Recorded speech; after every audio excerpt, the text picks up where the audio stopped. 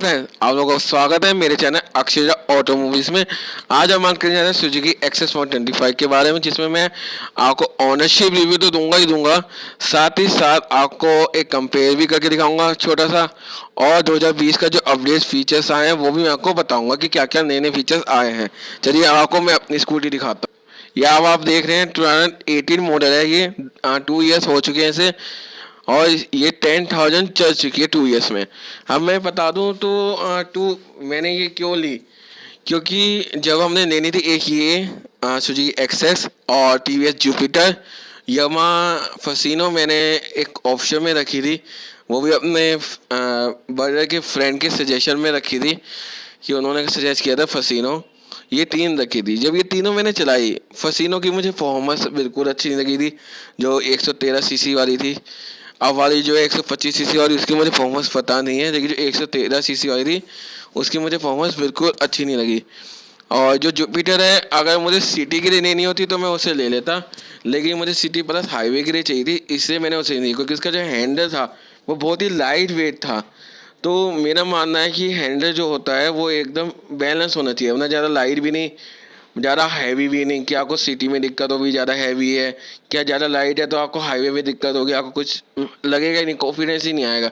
तो उस मामले में फिर मुझे जुपिटर सही नहीं लगी। अगर मुझे सिर्फ सिटी सिटी के लिए लेनी होती तो मैं डेफिनेटली उसे ले लेता। फिर जब मैंने ये चलाई तो मुझे इसकी परफॉर्मेंस भी अच्छी लगी और इसकी हैंडलिंग भी अच्छी लगी, सब कुछ मुझे बढ़िया लगा, तो इसलिए फिर हमने ये ली।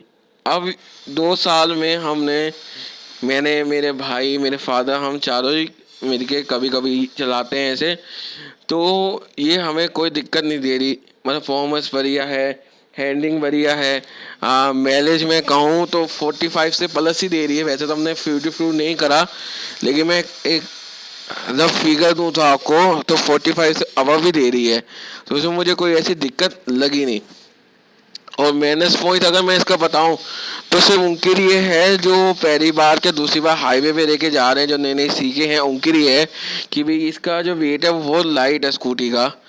तो ये 60 के अबव जाके, मतलब 60 के अबव जाके ये स्टेबल नहीं रहती, तो उनको थोड़ा हो सकता है कि एक तो पैर ही दर्द होता है कि हाईवे पे पहली बार के दूसरी बार लेके जा रहे हैं, तो थोड़ा और उनको डर लग सकता है, तो उनके लिए दिक्कत है। बाकी जो एक्सपीरियंस है कि जैसे हम, मैं हूँ, क्या आप लोग जो एक्सपीरियंस है, जो कई साल से स्कूटी बाइक चला रहे हैं, उनके लिए कोई दिक्कत ऐसी है नहीं।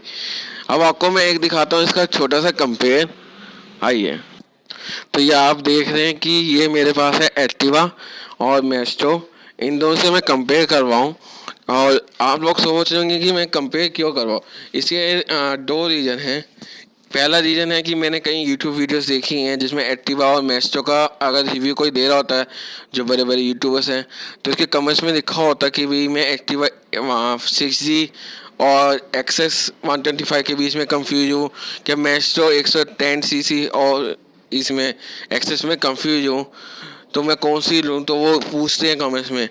और दूसरा रीज़न ये कि मैं ये भी बताना चाहता हूँ, जैसे आप लोगों ने देखा होगा किसी ऑनरशिप रिव्यूज़ में कि भी मेरे पास पहले भी ये स्कूटी थी, अब मैंने नया मॉडल यही सेम ले लिया क्योंकि मुझे बढ़िया लगी। लेकिन मैं अपना एक्सपीरियंस बताऊँगा कि मैंने जब एक्सेस लेनी थी तो मैंने ये दोनों अपने ऑप्शन में क्यों नहीं रखी थी। हाँ, सबसे पहले मैं बात करूँ एक्टिवा की, तो ये मुझे बिल्कुल एवरेज लगी स्कूटी। मुझे ज़्यादा बढ़िया कुछ ऐसी लगी नहीं। 2011 का मॉडल है और मुझे कुछ ज़्यादा बढ़िया एवरेज स्कूटी लगी। मैं ये किसी को रिकमेंड नहीं करता। क्यों? एक इसकी परफॉर्मेंस जो है, आप ये समझिए, मैंने 2011 का मॉडल है, ये 2013 आते आते इसकी परफॉर्मेंस बिल्कुल ही एकदम हो गई थी नॉर्मल, कुछ ज़्यादा परफॉर्मेंस में मज़ा नहीं रहा था। और दूसरा, इसकी वैसे बॉडी, अब तो मुझे सीसी का नहीं पता, शायद उन्होंने बिल्ड क्वालिटी अब सुधार भी हो होंडा वालों ने, लेकिन जो मेरे पास थी इसकी बिल्ड क्वालिटी बिल्कुल ही लो थी।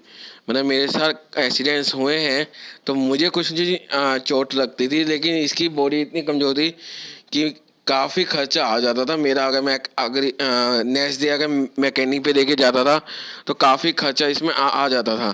तो अब एक तो ये था, और अब इसकी बात करते हैं मेस्ट्रो की। तो ये तो जो हमने सेकेंड हैंड ली थी, लेकिन ये सेकेंड हैंड भी कह नहीं सकते क्योंकि ये न्यू ही थी, ज़्यादा चली भी नहीं थी। 2016 ही मॉडल था जब हमने ली थी 2016 में, तो ज़्यादा पुरानी भी नहीं थी, कुछ महीने ही पुरानी थी और ज़्यादा चली भी नहीं हुई थी, तो हमने यही सोच के ये ली थी सेकेंड हैंड में। लेकिन इसकी तो 6 महीने के बाद ही परफॉर्मेंस थोड़ी डल होनी चालू हो गई थी। एक तो परफॉर्मेंस डल होनी चालू हो गई थी, और अब 20 से अब तो ये इसकी कई बार खराबी भी आने लग गई है कि कुछ ना कुछ खराबी आती रहती है। कभी कुछ इसकी बैटरी लो हो जाती है सेल्फ की, तो अब इसकी प्रॉब्लम भी बहुत आने लग गई है स्कूटी में। इसलिए ये स्कूटी तो मुझे एक्टिवा से भी कह सकते हैं बिलो एवरेज लगी है ये तो स्कूटी। तो मैं ये दोनों स्कूटियाँ किसी भी अपने रिलेटिव फ्रेंड के आप लोगों को भी रिकमेंड नहीं करता कि आप लोग ये स्कूटियाँ लें। आज के टाइम अगर आपको लेनी है सिर्फ सिटी यूज़ के लिए लेनी है, क्या सिटी प्लस ज़्यादा हाईवे आपका है नहीं, तो आप जुपिटर ले लीजिए। क्या फिर आपको सिटी प्लस हाईवे चाहिए कि सिटी में भी चलना है हाईवे पे भी चलना है बराबर, तो आप एक्सेस ले सकते हैं। क्या सिर्फ हाईवे, तो ये हाईवे उसके लिए हम ले सकते हैं। तो मैं मतलब ये एक्सेस में एक ऐसी स्कूटी बताऊंगा ना जिसे कहते हैं ऑल राउंडर स्कूटी। मतलब आपको सिर्फ सिटी के लिए चलानी हो तो आप ले सकते हैं, हाईवे पे चलानी हो तो वो आप ले सकते हैं। मतलब आपको कोई दिक्कत नहीं आएगी ये स्कूटी में। ये एक ऑल राउंडर फैमिली स्कूटी है जिसमें कोई दिक्कत नहीं आएगी। अब आपको मैं बताता हूँ जो अब 2020 के नए फीचर्स आए हैं उसमें क्या क्या आपको नया फीचर्स मिल रहे हैं। आइए, तो आप देख सकते हैं अब जो ये नई वाली उसमें अब इसमें यहाँ पे एलईडी लाइट दे दी गई है, ये हेलोजन है और अब एलईडी दे दी गई है। और ये वाली भी जो लाइट है ये आज तक हमने 2 इयर्स हो गए हाई बीम पे अभी तक ऑन नहीं करी, क्योंकि इसकी लाइट लो बीम में ही बहुत तेज है। तो हमें हाईवे पे क्या सिटी में ऐसा कभी नहीं लगा कि हाई बीम पे चलानी चाहिए। और अब तो एलईडी आ गई तो अब तो और अच्छी हो गई होगी इसकी लाइट। और दूसरा इसमें चेंज आया है इसके इसमें जो ये है मीटर, ये एनालॉग है। अब इसमें डिजिटल मीटर आ गया है जिसमें आपको ब्लूटूथ वो से आप कनेक्ट करिए इनका जो राइडर ऐप है, उसके बाद आपको व्हाट्सएप किसकी मैसेज और कॉल किसकी आई है सब कुछ आपको इसमें पता लग जाएगा। नेविगेशन आप देख सकते हैं कि नेविगेशन आपको कहीं जाना हो तो उसके लिए भी बढ़िया है। दूसरा आप अगर कहीं अपनी लोकेशन किसी फैमिली मेम्बर क्या अपने फ्रेंड के साथ किसी के साथ शेयर करना चाहते हैं तो वो भी शेयर कर सकते हैं, तो इसमें कोई दिक्कत नहीं आती। तो अब आखिर में बात कर लेते हैं कि भाई ये अगर जैसे कई लोग मुझसे पूछते हैं कि आप अगर अपनी नई स्कूटी लेंगे तो कौन सी लेंगे, तो मैं अभी भी ये कहता हूँ कि मैं नई स्कूटी अगर लूँगा तो मेरा तो अभी भी ये नई स्कूटी का यही लेने का मन है। क्या तो ये क्या बर्गमैन में दे सकता हूँ कि थोड़ा लुक चेंज हो जाएगी, परफॉर्मेंस तो यही है और लुक चेंज हो जाएगी बस। और जब हमने अब मैं इसके साथ बताता हूँ हमें ऑफ़र क्या मिला था, हमने ये अक्टूबर में ली थी और हमें एक्सेसरी का ऑफ़र मिला था जो अभी भी चल रहा है।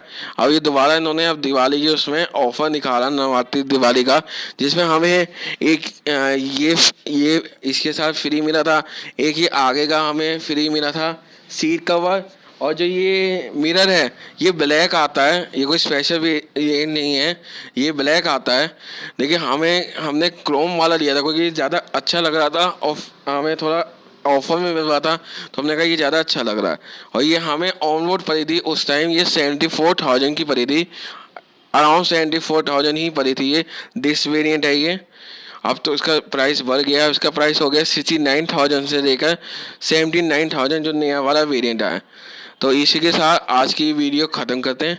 अगर ये वीडियो पसंद आती है तो इस वीडियो को लाइक करें, शेयर करें और यार सब्सक्राइब बटन जरूर दबा दीजिएगा। आप वीडियो जरूर देखते हैं लेकिन आप सब्सक्राइब बटन नहीं दबाते तो सब्सक्राइब बटन जरूर दबा दीजिएगा।